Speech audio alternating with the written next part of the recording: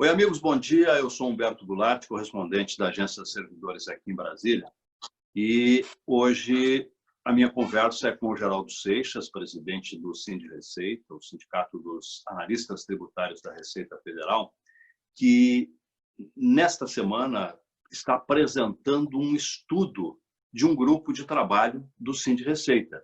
E este estudo mostrou que o desemprego no Brasil pode ser o dobro dos números oficiais. Geraldo Seixas, muito bom dia, muito obrigado por ter aceitado conversar com a gente a esse respeito. E eu gostaria que você já nos apresentasse esse estudo e qual a importância dele para o Brasil e para os brasileiros, especialmente num momento de crise tão forte. Já tivemos tantas, mas fomos surpreendidos com essa, que é talvez a maior crise, pelo menos para a gente que está aqui participando disso, a maior crise que nós já vivemos. Bom dia, Humberto. É sempre um prazer poder participar dessas entrevistas e de outros eventos promovidos pela Agência Servidores. Olha só, esse trabalho, ele novinho, saiu do forno, como se diz, agora. Nós estamos divulgando e a nossa preocupação, na verdade, é poder colaborar, né, para enfrentamento dessas crises que estão por aí. Seja sanitária, seja fiscal, econômica, política, parece que juntou tudo, né?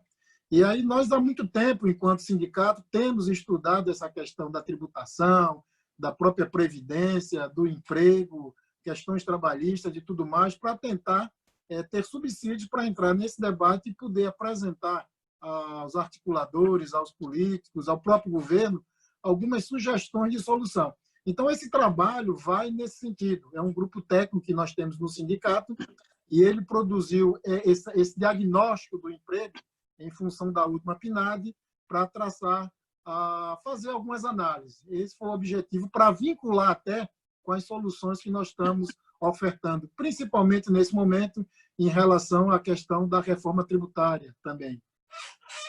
Seixas, como é que vocês chegaram a uma conclusão que o governo poderia chegar? Quer dizer, vocês são servidores públicos, são servidores do governo, e o governo aparentemente não aproveita essa inteligência que tem dentro dele próprio para informar a população. Mas aí os analistas que têm essa inteligência, que estão lá, que têm os dados, têm o trabalho, chegam a uma conclusão que o governo não chega. A que você atribui isso? Olha, em relação ao sindicato, a gente percebe que existe um estigma, né, do governo em relação ao sindicato. A gente tem sido atacado, não só o sindicato, como também os servidores públicos, né? E a gente tem percebido que a pandemia tem mostrado a importância do Estado de seus servidores. Esse é um paradigma que esse governo vai ter que vencer, né, em relação aos servidores e aos próprios sindicatos, para que a gente possa contribuir, que é essa a nossa intenção. Para a gente, claro, quanto mais o país melhorar, é evidentemente que nós também seremos, como é que se diz, premiados com esse avanço, né? Então, o nosso objetivo é contribuir. Claro que nós não podemos descuidar das nossas questões que são da categoria em si. E claro que todo sindicato, não vamos aqui fazer um discurso piegas, como se diz, né? Vamos trabalhar pelo todo, mas também pensando nas questões específicas de cada categoria. Como é que vocês chegaram à conclusão de que o desemprego no Brasil é maior do que o governo anuncia? Em vez de 12,5, pode chegar a 25? Na verdade, a gente já vem trabalhando esse tema da informalidade e esse trabalho aqui vem se somar a esse esforço e mostrando que o PNAD, que saiu agora recentemente, tem uma abordagem que exclui uma boa parcela desses desempregados, que a gente chama de desalentados, né? São pessoas que estão aí desocupadas e não procuram mais emprego. Então, nesse contexto, nesse desenho, nessa metodologia que é utilizada pela PNAD e pelo IBGE, a gente entende que esses desalentados deveriam compor esses números. Quando você faz essa composição, esse número chega a esse absurdo que você acabou de relatar, né? É quase o dobro daquilo que o próprio governo informa, tá certo? A informalidade é um problema sério, porque o informal ele paga os impostos obrigatórios, mas os impostos do trabalho ele não paga. Não pagando os impostos, ele não tem previdência. Quer dizer, cria um círculo vicioso de um vício sério, não é, Geraldo? Essa constatação está descrita no nosso trabalho, né? Porque, assim, à medida... E veja só, essa crise sanitária, na verdade, vai aumentar, como a gente tem visto, e algumas pessoas até colocam isso como uma vitória, né? O tal do empreendedorismo, que, na verdade, em muitos casos, é puramente informalidade. São pessoas que trabalham, geram renda, não contribuem para a Previdência, nem recolhem impostos. Então, o desafio, na verdade, é a gente trabalhar para diminuir ao máximo essa informalidade, porque só assim os sistemas serão, como é que se diz, viáveis, no caso da Previdência específica. Você veja, quando você onera a folha para poder gerar emprego e sustentar a Previdência, por exemplo, você cria uma dificuldade para a formalização. O sujeito vai para a informalidade, entra nesse ciclo que você acabou de citar. Ele não contribui com os impostos, não paga a Previdência e é lógico que esse sistema, com o tempo, ele se esgota e é o que a gente tem visto ao longo do tempo. Foi feita recentemente uma reforma previdenciária com foco tão somente na despesa e não na sua fonte de financiamento. E nesse cenário, a gente já sabe onde é que nós vamos chegar. Reforma trabalhista do mesmo jeito, precarizando as atividades do trabalho, dificultando a formalização, e é outro elemento que contribui para esse quadro que a gente vai ter que enfrentar mais à frente e que é terrível do ponto de vista fiscal. Vocês têm apresentado, Geraldo, vários trabalhos. Na reforma da Previdência, teve trabalhos apresentados. Agora se discute uma reforma tributária. Quer dizer, o que se pensa é o futuro do Brasil. E me parece que ou os governos ou o próprio Congresso, às vezes, pensa muito no hoje, no agora. E vocês agora apresentam um trabalho mostrando que, se nós temos uma informalidade tão grande, se temos um desemprego tão grande, o que é preciso fazer para resolver o problema? Porque, senão, o futuro de muita gente vai ser caro para o governo, porque vai ter que dar previdência para quem não pagou a previdência, né? E o futuro desta pessoa também está prejudicado, porque ela não terá futuro. Ela não sabe como vai ser lá na frente, se vai haver capital, dinheiro, para essa pessoa poder sobreviver. Quer dizer, nós poderemos ter uma crise, inclusive, de muita gente doente, de muita gente ainda mais desalentada quando chegar a época em que ela deveria se aposentar e não terá como fazer isso. Isso, perfeito. Veja, nesse quadro, o que a gente tem percebido, e veja, nós vamos entrar agora no período pós-pandemia, quando ela acabar, que nem sabe quando é que isso vai terminar, em que o déficit fiscal vai ser muito maior do que o que nós vivemos na Previdência. E qual é a nossa preocupação? É que, diante dessa crise, que não é só sanitária, também é política, é econômica, é fiscal, juntando tudo isso a esse cenário político, onde existem divergências e não existe um trabalho de união nacional para resolver esse problema, de repente, usar uma reforma tributária que possa querer avançar e seja mais um desastre. Então, o que é que a gente tem dito? Nós temos que pensar na solução a longo prazo, não vai ter saída a curto prazo, no meu ponto de vista. Então, assim, a reforma tributária ela precisa resolver um pouco desse cenário da informalidade, tá certo? Para isso, nós também temos algumas propostas, né? Ser uma reforma mais justa, mais equilibrada, para que desonere um pouco quem está aqui na pirâmide, embaixo, na base da pirâmide, e onere mais tanto renda quanto patrimônio. E aí entra uma série de debates. Algumas pessoas, por exemplo, defendem a questão das grandes fortunas, mas é preciso apresentar um projeto para isso. Agora, veja, o fato é que todo mundo concorda que essas grandes fortunas, de uma forma ou de outra, precisam ser tributadas. E isso pode ser feito através do patrimônio, da própria renda, nesse novo desenho. Agora, também é um equívoco imaginar que uma reforma tributária por si só, de forma emergencial, vai resolver o problema a curto prazo. Isso é um engano. Então, de repente, nós precisássemos resolver alguns problemas que são imediatos e são passíveis de serem solucionados no âmbito dos municípios, dos estados, da própria federação, para que a gente avance e vá ajustando o sistema ao longo do tempo. Aí você pode me perguntar, Geraldo, mas o déficit fiscal está aí, já vai acontecer. Emergencialmente, o medo que nós temos é que, de repente, em função dessas crises e dessa emergência, se adote uma solução que, mais uma vez, seja apenas um paliativo e lá na frente a gente entenda que não foi a melhor solução. Até por isso é preciso esse pacto nacional, né? entre os parlamentares, entre o executivo, o parlamento, o próprio judiciário e a própria sociedade, para que a gente tenha alguma chance de sucesso.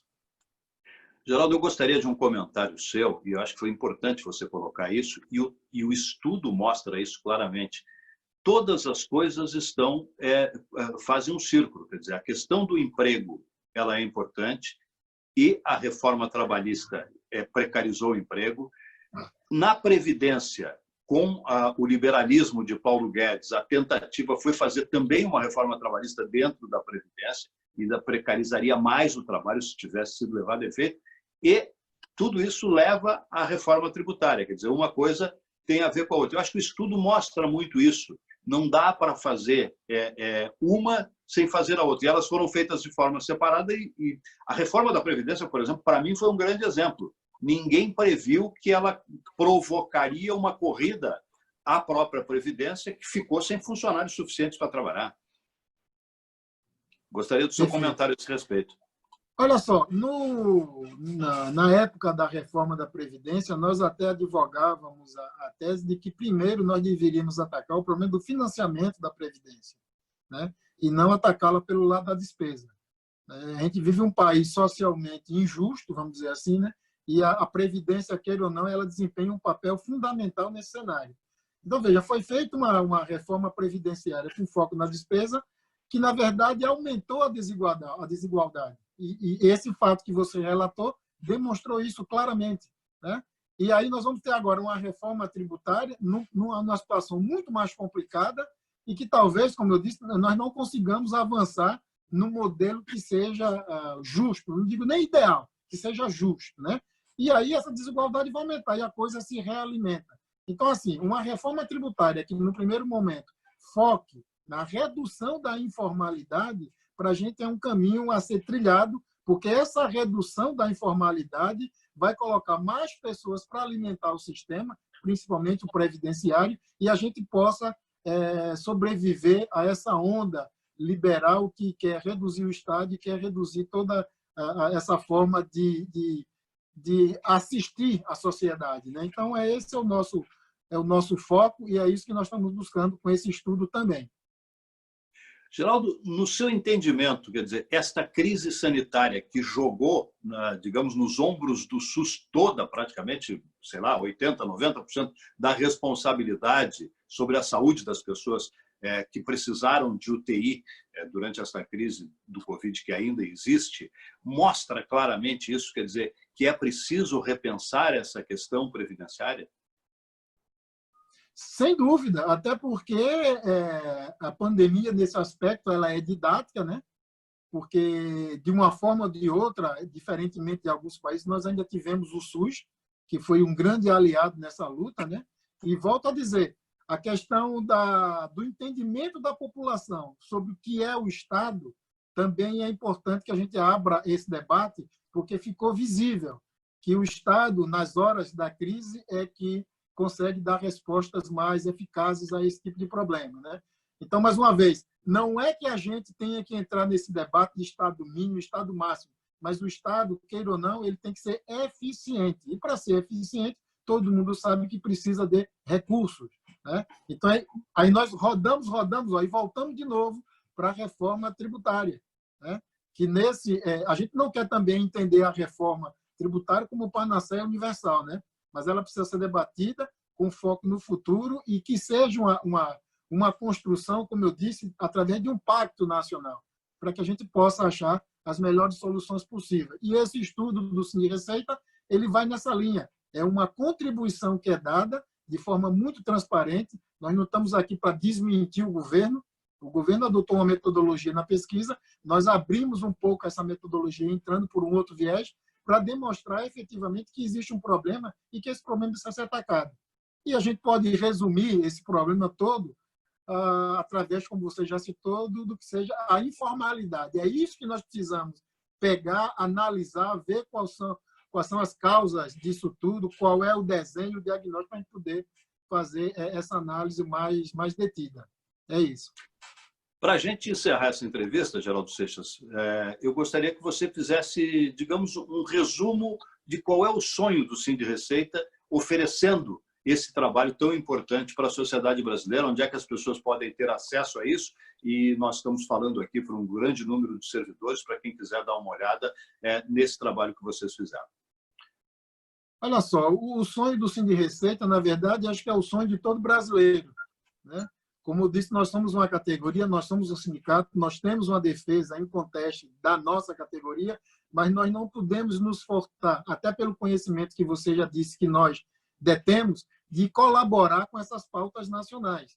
Esse é um objetivo, então esse trabalho está ofertado ao público, né? Nós estamos divulgando, gostaríamos que ele fosse aproveitado, né? Analisado de forma muito técnica, né? E voltando à questão do nosso objetivo é esse, é contribuir com o país, fortalecimento do serviço público, melhorar a visibilidade do próprio servidor perante a população, e eu entendo que essa melhoria dessa visibilidade do serviço público, ela só vem com o aumento da eficiência dos serviços que são prestados, mas a sociedade precisa entender que para que isso ocorra é também necessário que haja os investimentos necessários no serviço público, para que a população seja bem atendida, em todos os aspectos, seja em segurança, saúde e educação. Geraldo Seixas, presidente do Sim de Receita, muito obrigado pela entrevista e o meu desejo de que as autoridades olhem para esse trabalho do jeito que ele tem que ser olhado, com todo o carinho, para que a gente consiga ajudar o Brasil a mudar e a sair dessa crise de um jeito melhor. Obrigadão, um abraço. Humberto, obrigado mais uma vez à Agência Servidores, né? E a todos, bom dia.